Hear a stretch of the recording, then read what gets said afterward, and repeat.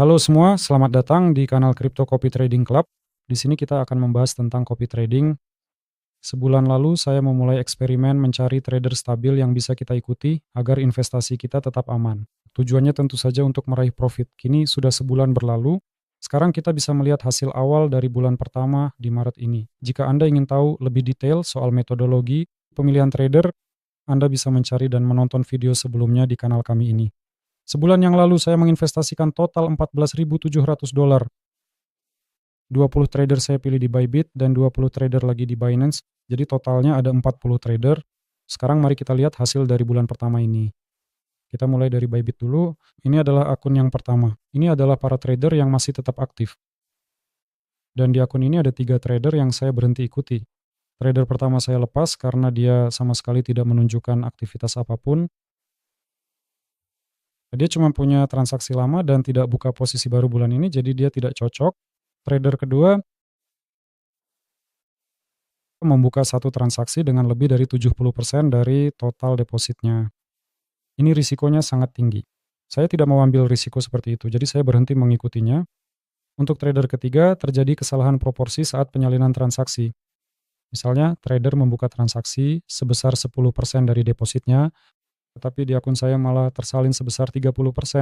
Tentu saja ini juga berisiko tinggi bagi saya. Trader ini tidak cocok untuk kriteria kita. Sayangnya, di semua bursa, perlu saya katakan, sering ada ketidaktelitian penyalinan seperti ini.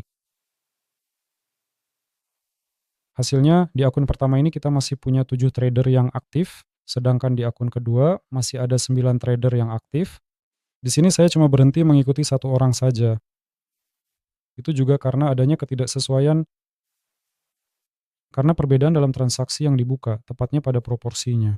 Sekarang mari kita lihat Binance. Di Binance dari 20 trader, kini tersisa 16 yang aktif. Inilah mereka beserta hasil kinerjanya selama sebulan. Kebanyakan yang saya lepas juga karena adanya perbedaan proporsi saat pembukaan transaksi.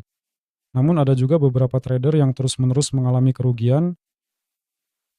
Jadi saya putuskan untuk menghentikan kerugian itu supaya tidak semakin bertambah besar. Akhirnya semua hasil tersebut saya masukkan ke dalam tabel. Mari kita mulai dari Bybit. Ini statistik detail untuk setiap trader. PNL dan ROI untuk bulan Maret. Dan di sini totalnya akan terus dihitung saat data April dan Mei nanti diisi.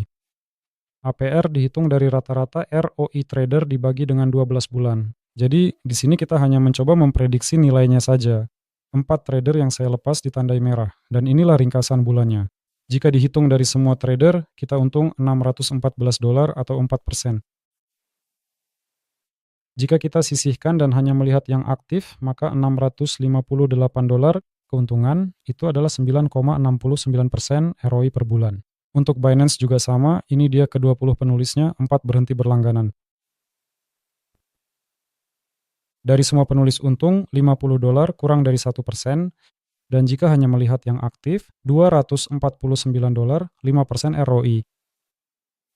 Hasil bulan pertama yang cukup lumayan menurut saya. Saya tidak berharap mendapatkan imbal hasil yang sangat besar di akhir bulan. Tujuan utama saya adalah mendapatkan sekitar 10% ROI setiap bulan. 5% saja sudah menjadi hasil yang luar biasa. Sekarang saya sedang memilih penulis baru. Di Bybit saya berhenti berlangganan dari 4 penulis, di Binance juga 4 penulis. Saya lebih suka hasil di Bybit, jadi di sini saya memutuskan menambah 10 penulis dan 4 penulis tambahan menggantikan yang saya hentikan agar di bulan April ada 30 penulis aktif, bukan 20. Saya sudah memilih para penulisnya. Pada dasarnya semuanya sudah terlihat di tabel ini, tapi sekarang saya akan tunjukkan di akun-akun Bybit. Akun pertama, di mana saya menambah 3 penulis baru untuk menggantikan mereka yang sudah saya lepas dari tim penulis. Beberapa bahkan sudah mulai melakukan transaksi.